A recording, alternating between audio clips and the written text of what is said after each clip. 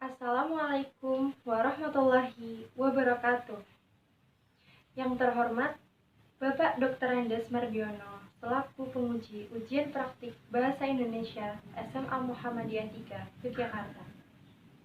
Perkenalkan, nama saya Azahra Atlamivia, kelas 12 MIPA 1, nomor absen 8. Pada kesempatan kali ini, saya akan menyampaikan pidato argumentasi saya mengenai bahasa Indonesia sebagai alat komunikasi melalui media elektronik dan media cetak.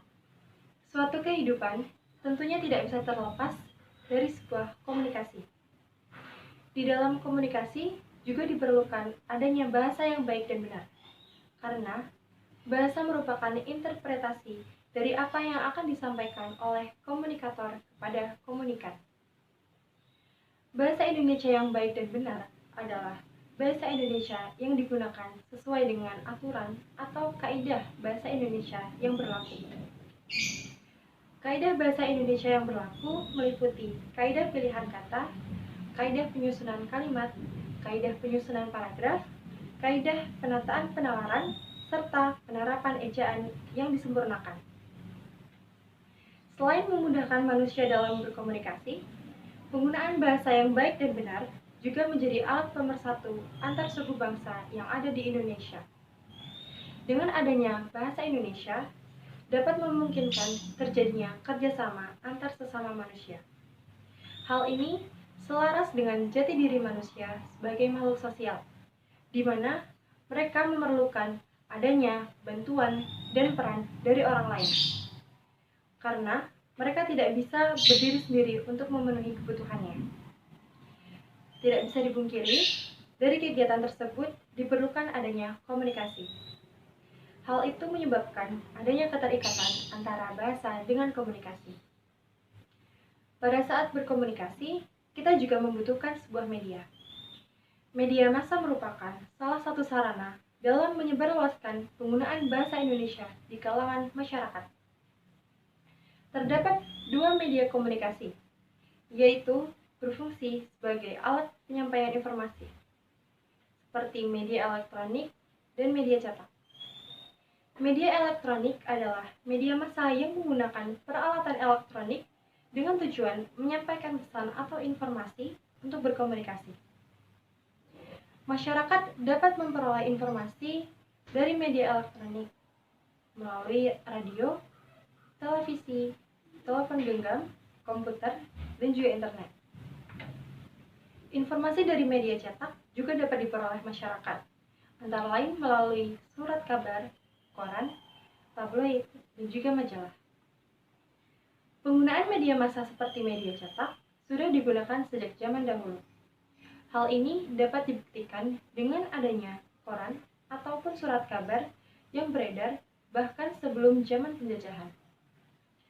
Koran merupakan jembatan untuk menyampaikan berbagai informasi kepada masyarakat, baik informasi lokal, nasional, maupun internasional. Pada zaman penjajahan, koran berperan penting dalam penyebaran informasi peperangan yang terjadi. Dikarenakan minimnya orang yang memiliki alat elektronik pada zaman itu. Walau saat ini kita sudah tidak lagi hidup di zaman penjajahan, tetapi koran masih sangat berperan penting hingga saat ini. Karena tanpa adanya informasi, kita tidak bisa berinteraksi dengan dunia luar. Selain itu, kita juga akan tertinggal oleh perkembangan zaman. Di kehidupan milenial seperti ini, media massa tak hanya digunakan oleh kalangan tua saja. Saat ini, para generasi muda mulai memanfaatkan adanya media massa. Walaupun mereka lebih sering menggunakan media elektronik dibandingkan dengan media cetaknya.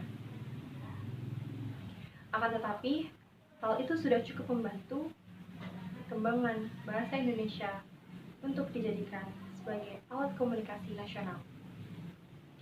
Jika dilihat pada saat ini, para generasi penerus bangsa berangsur-angsur meninggalkan bahasa Indonesia dan menggantinya dengan bahasa asing atau yang lebih sering kita dengar dengan bahasa gaul, dengan alasan agar tidak tertinggal oleh zaman. Hal ini sangat memprihatinkan dan memerlukan adanya tindakan dari berbagai pihak yang peduli akan eksistensi bahasa Indonesia yang tak hanya digunakan sebagai bahasa sehari-hari, namun juga digunakan sebagai bahasa nasional dan bahasa persatuan bangsa Indonesia. Undang-Undang Republik Indonesia Nomor 24 Tahun 2009, Pasal 39, Undang-Undang Dasar 1945, Ayat 1 berbunyi bahwa bahasa Indonesia wajib digunakan dalam informasi melalui media massa. Artinya, media massa diwajibkan untuk menggunakan bahasa Indonesia sebagai sarana komunikasi dalam menyampaikan informasi. Namun kenyataannya, masih banyak ditemukan bahasa yang tidak baku, bahkan tak sedikit pula ditemukan penggunaan bahasa asing, khususnya bahasa Inggris. Dengan demikian, penggunaan bahasa Indonesia yang baik dan benar sangat diperlukan dalam sebuah komunikasi. Terlebih lagi, bahasa Indonesia adalah bahasa nasional serta bahasa pemersatu bagi bangsa Indonesia. Penggunaan media massa yang kian hari kian canggih juga dapat memudahkan kita dalam berkomunikasi, baik jarak dekat maupun jarak jauh.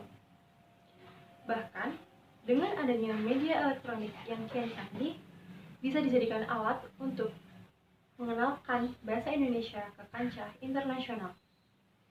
Dengan menggunakan bahasa Indonesia yang baik dan benar, sudah mencerminkan bahwa kita sebagai generasi penerus bangsa bangga menjadi bagian dari bangsa Indonesia.